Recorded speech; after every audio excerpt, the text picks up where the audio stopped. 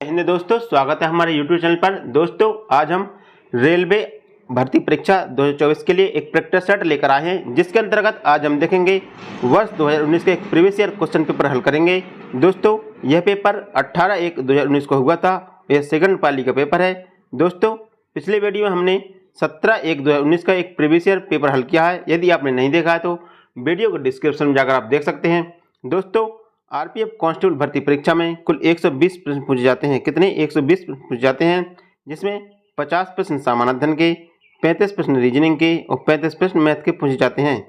दोस्तों, इस वीडियो में हम सामान्य अध्ययन के 50 प्रश्नों को डिस्कस करेंगे, जो आपकी परीक्षा के लिए अति महत्वपूर्ण होंगे।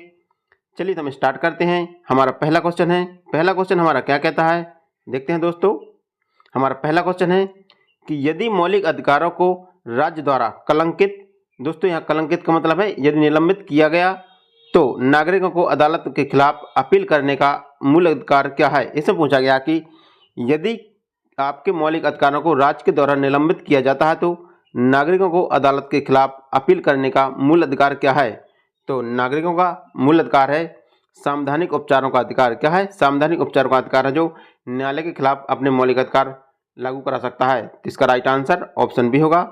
दोस्तों, इसकी व्याख्या देखते हैं कि व्याख्या क्या कहती है। व्याख्या कहती है कि भारतीय संविधान के भाग 3 के अनुच्छेद 32 में प्रावधान किया गया है। क्या प्रावधान किया गया है? संवैधानिक उपचारों का अधिकार का प्रावधान अनुच्छेद 32 में किया गया है कि यदि किसी व्यक्ति के मौलिक अधिकारों का हनन होता है तो वह अनुच्छेद 32 के अंतर्गत न्याय पाने के लिए सर्वोच्च न्यायालय जा सकता है। हमारा अगला क्वेश्चन है, टेबल टेनिस खेल को ओलंपिक खेल के रूप में किस वर्ष मान्यता दी गई। इसे पूछा गया कि टेबल टेनिस खेल को ओलंपिक खेल के रूप में किस वर्ष मान्यता दी गई। तो इसको दी गई थी 1988 ईस्वी में टेबल टेनिस खेल को ओलंपिक खेल के रूप में मान्यता दी गई थी। तो इसका राइट आंसर ऑप्शन बी होगा। हमारा अगला क्वेश्चन है, क्षेत्रफल की दृष्टि से विश्व का 7वां सबसे बड़ा देश कौन सा है। इसे पूछा गया कि क्षेत्रफल की दृष्टि से विश्व का 7वां सबसे बड़ा देश कौन सा है। तो विश्व का 7वां सबसे बड़ा देश है भारत। तो इसका राइट आंसर ऑप्शन ए होगा। दोस्तों, इसकी व्याख्या देखते हैं। व्याख्या कहती है कि क्षेत्रफल की दृष्टि से भारत का विश्व में 7वां स्थान है। कौन सा स्थान है? 7वां स्थान है। और भारत से 6 बड़े देश हैं, रूस, कनाडा, यूएसए, चीन, ब्राज़ील और ऑस्ट्रेलिया है। हमारा अगला क्वेश्चन है कि क्वथनांक से नीचे किसी भी तापमान में द्रव को परिवर्तित करने की प्रवृत्ति को क्या कहते हैं। इसे पूछा गया कि क्वथनांक के नीचे किसी भी तापमान में द्रव को परिवर्तित करने की प्रवृत्ति को क्या कहते हैं। तो क्या कहते हैं? वाष्पीकरण कहते हैं। तो इसका राइट आंसर ऑप्शन ए होगा। हमारा अगला क्वेश्चन है, लाहौर कांग्रेस अधिवेशन के अध्यक्ष कौन थे। इसे पूछा गया कि लाहौर में कांग्रेस के अधिवेशन के अध्यक्ष कौन थे। तो कौन थे इसके अध्यक्ष? इसके अध्यक्ष थे जवाहरलाल नेहरू। लाहौर कांग्रेस अधिवेशन के अध्यक्ष जवाहरलाल नेहरू थे। तो इसका राइट आंसर ऑप्शन ए होगा। दोस्तों, हम अगला क्वेश्चन देखते हैं। हमारा अगला क्वेश्चन कहता है कि निम्नलिखित में से किस राज्य में सबसे लंबी तटरेखा मिलती है। इसे पूछा गया कि किस राज्य की सबसे लंबी तटरेखा मिलती है। तो गुजरात राज्य की सबसे लंबी तटरेखा मिलती है। तो इसका राइट आंसर ऑप्शन बी होगा। इसकी व्याख्या देखते हैं। भारत में गुजरात राज्य की सबसे लंबी तटरेखा है। कहाँ पर है? भारत के गुजरात राज्य में सबसे लंबी तटरेखा है। दूसरी सबसे लंबी तटरेखा है जो आंध्र प्रदेश की है। किसकी? आंध्र प्रदेश की है, जो दूसरी सबसे लंबी तटरेखा है। हमारा अगला क्वेश्चन है, निम्न में से किसने माउंट आबू पर जैन मंदिर का निर्माण किया है। इसमें पूछा गया कि किसने माउंट आबू पर जैन मंदिर का निर्माण किया है। तो जैन मंदिर का निर्माण है जो बिमल साय के द्वारा किया गया है। किसके द्वारा? बिमल साय के द्वारा किया गया है। दोस्तों, इसकी व्याख्या देखते हैं। व्याख्या कहती है कि माउंट आबू के दिलवाड़ा जैन मंदिर संगमरमर से बने हैं। किससे बने हैं? संगमरमर से बने हैं। इनका निर्माण गुजरात के चालुक्य सोलंकी शासक भीमदेव प्रथम के सामंत बिमल साय ने करवाया था। किसने करवाया था? बिमल साय ने करवाया था। हमारा अगला क्वेश्चन है कि भारत के राष्ट्रपति पद के लिए न्यूनतम आयु योग्यता क्या है। इसे पूछा गया कि भारत के राष्ट्रपति पद के लिए न्यूनतम आयु क्या है।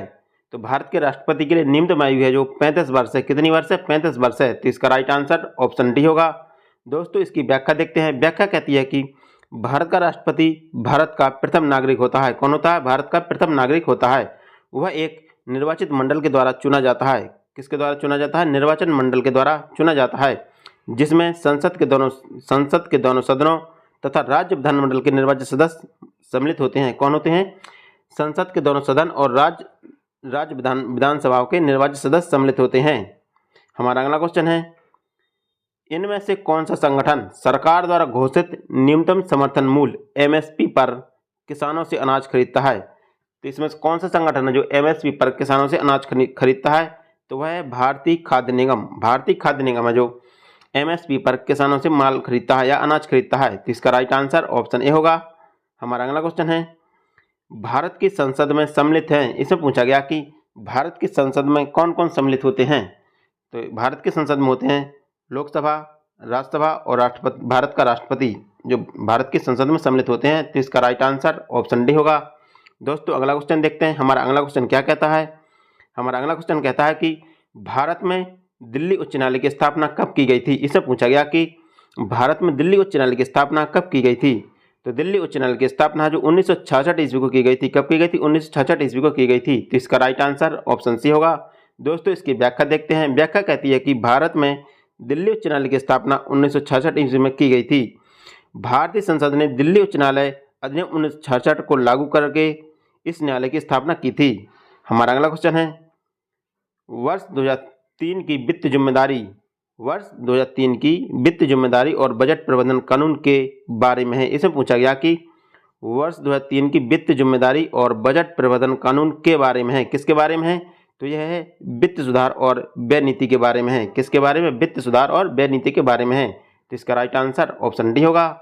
हमारा अगला क्वेश्चन है, 2011 की जनगणना के अनुसार हमारे देश में लिंग अनुपात क्या है? इससे पूछा गया कि 2011 की जनगणना के अनुसार हमारे देश का लिंग अनुपात क्या है?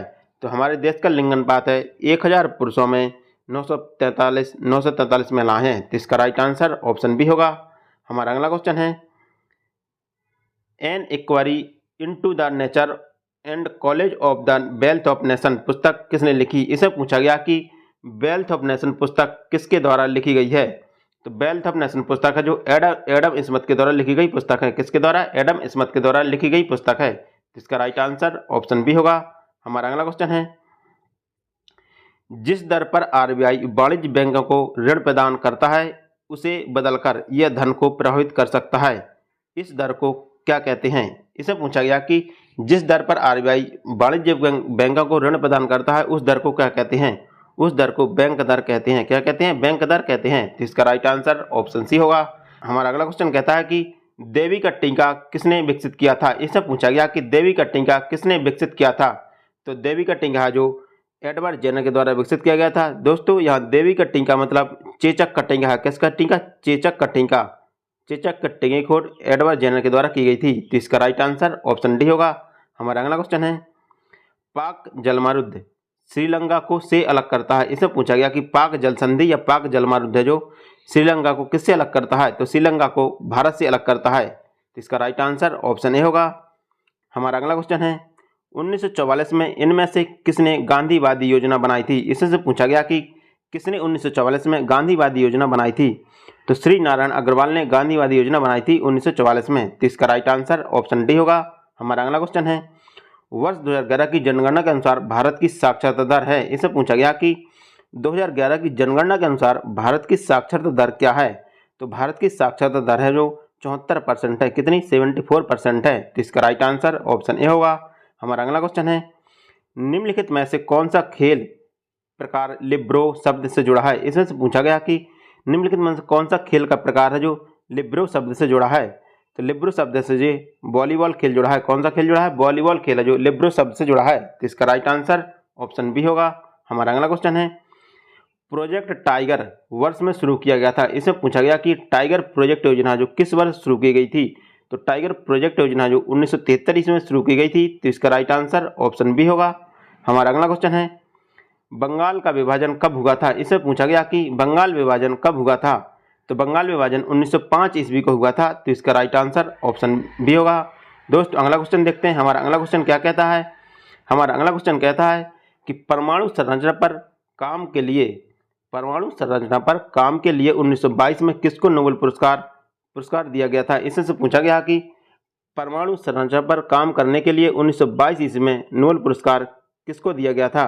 तो 1922 ईस्वी में नील्स बोहर को नोबेल पुरस्कार दिया गया था। तो इसका राइट आंसर ऑप्शन सी होगा। हमारा अगला क्वेश्चन है, भारत द्वारा प्रेषित पहला सक्रिय उपग्रह कौन सा है? इसमें पूछा गया कि भारत द्वारा प्रक्षेपित पहला सक्रिय उपग्रह कौन सा है? तो पहला सक्रिय उपग्रह जो आर्यभट्ट है, तो इसका राइट आंसर ऑप्शन सी होगा।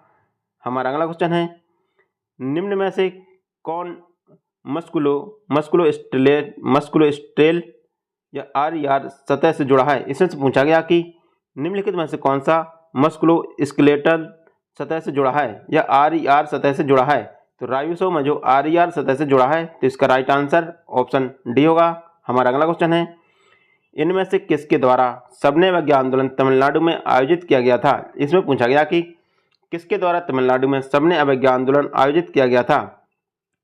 तो तमिलनाडु में सबने अवज्ञा आंदोलन जो श्री राजगोपालाचारी के द्वारा आयोजित किया गया था, तो इसका राइट आंसर ऑप्शन ए होगा। हमारा अगला क्वेश्चन है, किस देश को उगते सूरज की भूमि के रूप में जाना जाता है? इसमें पूछा गया कि किस देश को उगते सूरज की भूमि के रूप में जाना जाता है? तो जापान देश को उगते सूरज की भूमि के देश के रूप में जाना जाता है, तो इसका राइट आंसर ऑप्शन सी होगा। हमारा अगला क्वेश्चन है, भारत की सीमा किस देश से लगी हुई है? इसमें पूछा गया कि भारत की सीमा जो किस देश से लगी हुई है? तो भारत की सीमा जो अफगानिस्तान से लगी हुई है, तो इसका राइट आंसर ऑप्शन सी होगा। दोस्तों अगला क्वेश्चन देखते हैं। हमारा अगला क्वेश्चन क्या कहता है? हमारा अगला क्वेश्चन कहता है कि आपातकालीन घोषणा शब्द किस आपातकाल की व्याख्या करता है? इससे पूछा गया कि आपातकालीन घोषणा शब्द है वो किस आपातकाल की व्याख्या करता है? तो आपातकालीन घोषणा शब्द है जो राष्ट्रीय आपातकाल की घोषणा करता है। किसकी? राष्ट्रीय आपातकाल की घोषणा करता है। दोस्तों इसकी व्याख्या देखते हैं, क्योंकि यह बहुत इंपॉर्टेंट क्वेश्चन है। इसकी व्याख्या देखते हैं। व्याख्या कहती है कि आपातकालीन घोषणा है जो राष्ट्रीय आपातकाल की व्याख्या करता है। भारतीय संविधान के अनुच्छेद 352 में राष्ट्रीय आपातकाल का प्रावधान है। किसमें? अनुच्छेद 352 के अंतर्गत राष्ट्रीय आपातकाल का प्रावधान है। जबकि अनुच्छेद 356 में किसी राज्य के संवैधानिक तंत्र के विफलता और अनुच्छेद 360 में वित्त आपातकाल की व्याख्या की गई है। हमारा अगला क्वेश्चन है, बुद्ध के जीवन की घटना को में दिया गया है। इसमें पूछा गया कि बुद्ध के जीवन की घटना है किस में दी गई हैं? तो किस में दी गई हैं? जातक कथाओं में दी गई हैं। बुद्ध के जीवन की घटना है जो जातक कथाओं में दी गई हैं। दोस्तों इसकी व्याख्या देखते हैं। व्याख्या कहती है कि बुद्ध के जीवन की घटना को जातक कथाओं में वर्णित किया गया है। किस में वर्णित किया गया है? जातक कथाओं में वर्णित किया गया है। बुद्ध का जन्म 563 ईसा पूर्व इक्ष्वाकु वंश के राजा शुद्धोधन के घर में हुआ था। किसके घर में हुआ था? शुद्धोधन के घर में हुआ था। इनकी माता का नाम महामाया था। क्या नाम था? महामाया था।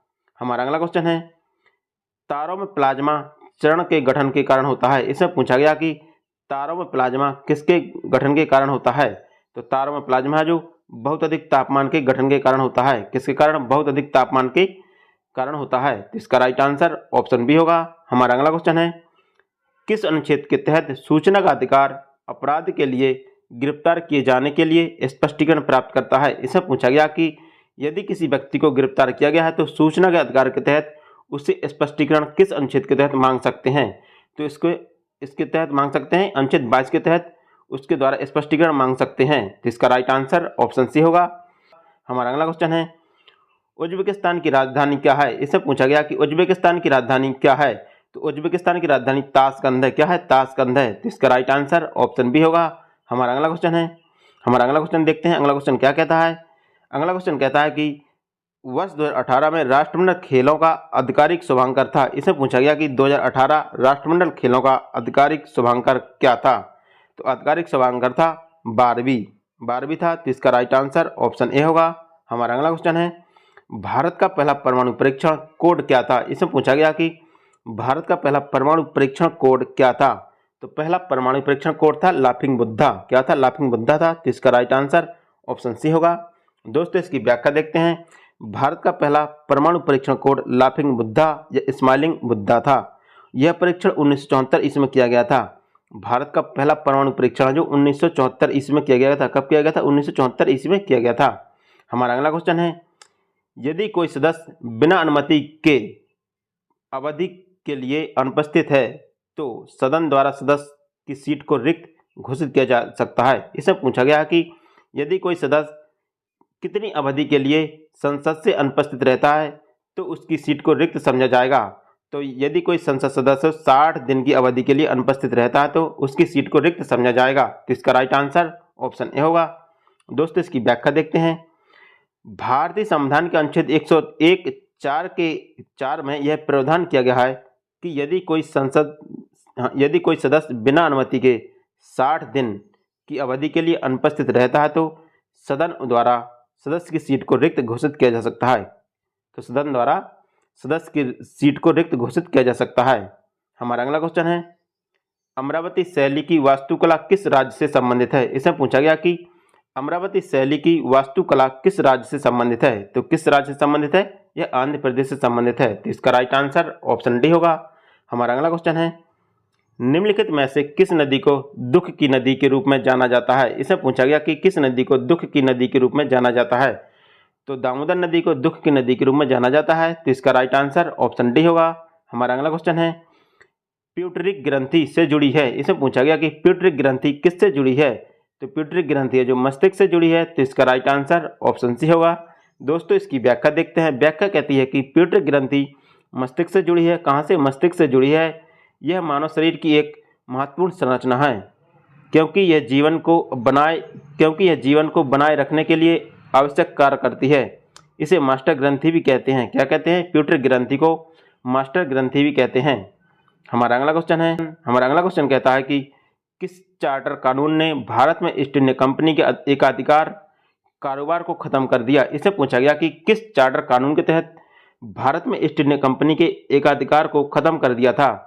तो चार्टर अधिनियम 1813 के तहत भारत में ईस्ट इंडिया कंपनी के एकाधिकार को खत्म कर दिया था। तो इसका राइट आंसर ऑप्शन ए होगा। हमारा अगला क्वेश्चन है, निम्नलिखित में से किस प्रणाली को भारत में अंग्रेजी साहित्य का मैग्ना कार्टा कहा जाता है? इसे पूछा गया कि किस प्रणाली को भारत में अंग्रेजी साहित्य का मैग्ना कार्टा कहा जाता है? तो भारत में अंग्रेजी साहित्य का मैग्ना कार्टा है जो वुड्स खलीता को कहा जाता है। क्या कहा जाता है? वुड्स खलीता को भारत में अंग्रेजी साहित्य का मैग्ना कार्टा कहा जाता है। तो इसका राइट आंसर ऑप्शन सी होगा। हमारा अगला क्वेश्चन है, निम्नलिखित में से कौन सा भाला फेंक खेल से जुड़ा है? इसे पूछा गया कि कौन सा भाला फेंक खेल से जुड़ा है? तो नीरज चोपड़ा जो भाला फेंक खेल से जुड़े हैं। तो इसका राइट आंसर ऑप्शन ए होगा। हमारा अगला क्वेश्चन है, आपातकाल के समय किस अनुच्छेद को निलंबित नहीं किया जा सकता है? इसे पूछा गया कि आपातकाल के समय किस अनुच्छेद को निलंबित नहीं किया जा सकता है? तो इसका राइट आंसर होगा अनुच्छेद 20 और 21 को निलंबित नहीं किया जा सकता है। आपातकाल के समय अनुच्छेद 20 और 21 को निलंबित नहीं किया जा सकता है। तो इसका राइट आंसर ऑप्शन ए होगा। दोस्तों इसकी व्याख्या देखते हैं। इसकी व्याख्या कहती है कि अनुच्छेद 358 तथा 359 राष्ट्रीय आपातकाल में मूल अधिकार पर पड़ने वाले प्रभाव का वर्णन करते हैं। कौन सा? अनुच्छेद 358 और 359 हैं जो राष्ट्रीय आपातकाल के दौरान मूल अधिकार पर पड़ने वाले प्रभाव का वर्णन करते हैं। विवादित हो कि अनुच्छेद 358 द्वारा अनुच्छेद 19 में दिए गए मूल अधिकारों का निलंबन होता है। अनुच्छेद 358 के द्वारा अनुच्छेद 19 में दिए गए मूल अधिकारों का निलंबन होता है, जबकि अनुच्छेद 359 अन्य मूल अधिकारों जैसे कि 20 और 21 को निलंबित से संबंधित है। किससे? निलंबन से संबंधित है। हमारा अगला क्वेश्चन है, सजावटी लिखावट के निर्माण की संरचना को कहा जाता है? इसे पूछा गया कि सजावटी लिखावट के निर्माण की संरचना को क्या कहा जाता है? तो सजावटी लिखावट की संरचना को सुलेख कहते हैं। क्या कहते हैं? सुलेख कहते हैं। तो इसका राइट आंसर ऑप्शन सी होगा। हमारा अगला क्वेश्चन है, मानव आवाज मशीन में कितने वाद्य यंत्र हैं? इसे पूछा गया कि मानव आवाज मशीन में कितने वाद्य यंत्र हैं? तो मानव आवाज मशीन में कुल 2 वाद्य यंत्र हैं। कौन से 2 वाद्य यंत्र हैं? तो इसका राइट आंसर ऑप्शन ए होगा। दोस्तों अगला क्वेश्चन देखते हैं। हमारा अगला क्वेश्चन क्या कहता है? हमारा अगला क्वेश्चन कहता है कि निम्नलिखित में से कौन सा मूल भारतीय खेल है? इससे पूछा गया कि मूलतः भारतीय खेल कौन सा है? तो भारतीय खेल है जो खो खो है। तो इसका राइट आंसर ऑप्शन डी होगा। हमारा अगला क्वेश्चन है, जब किसी वस्तु को एक निश्चित ऊंचाई से स्वतंत्र रूप से छोड़ा जाता है तो उसकी ऊर्जा पर क्या प्रभाव पड़ता है? दोस्तों इससे पूछा गया कि जब किसी वस्तु को निश्चित ऊंचाई से स्वतंत्र रूप से छोड़ा जाता है तो उसकी ऊर्जा पर क्या प्रभाव पड़ता है? तो उसकी ऊर्जा पर संभावित ऊर्जा घटती है और गतिज ऊर्जा बढ़ती है। तो इसका राइट आंसर ऑप्शन सी होगा। हमारा अगला क्वेश्चन है, यदि व्यक्ति जो संसद सदस्य नहीं है वह किसी भी सदन से संबंधित नहीं है, ऐसे व्यक्ति को की अधिकतम अवधि के लिए भारत के प्रधानमंत्री के रूप में नियुक्त किया जा सकता है। इसमें पूछा गया कि यदि कोई व्यक्ति संसद का सदस्य नहीं है और किसी भी सदन से संबंधित नहीं है तो ऐसे व्यक्ति को कितने समय के लिए भारत का प्रधानमंत्री नियुक्त किया जा सकता है? तो ऐसे व्यक्ति को 6 माह तक भारत का प्रधानमंत्री नियुक्त किया जा सकता है और उस व्यक्ति को 6 माह के अंदर किसी भी सदन की सदस्यता ग्रहण कर लेनी चाहिए। हमारा अगला क्वेश्चन है, जिम्नास्टिक के पिता के रूप में किसे जाना जाता है? इसमें पूछा गया कि जिम्नास्टिक के पिता के रूप में किसे जाना जाता है? तो जिम्नास्टिक के पिता के रूप में फ्रेडरिक लुडविग जॉन को जाना जाता है। किसको? फ्रेडरिक लुडविग जॉन को जाना जाता है। तो इसका राइट आंसर ऑप्शन डी होगा। हमारा अगला क्वेश्चन है, सभी प्रतिनिधियों को भारत सरकार द्वारा संयुक्त रूप से चुना, प्रशासित, निर्देशित किया जाता है। इसे पूछा गया कि सभी प्रतिनिधियों को भारत सरकार के द्वारा संयुक्त रूप से चुना, निर्देशित किया जाता है। तो इसका राइट आंसर होगा संसद। संसद के सभी प्रतिनिधियों को भारत सरकार के द्वारा संयुक्त रूप से चुना और निर्देशित किया जाता है। तो इसका राइट आंसर ऑप्शन डी होगा।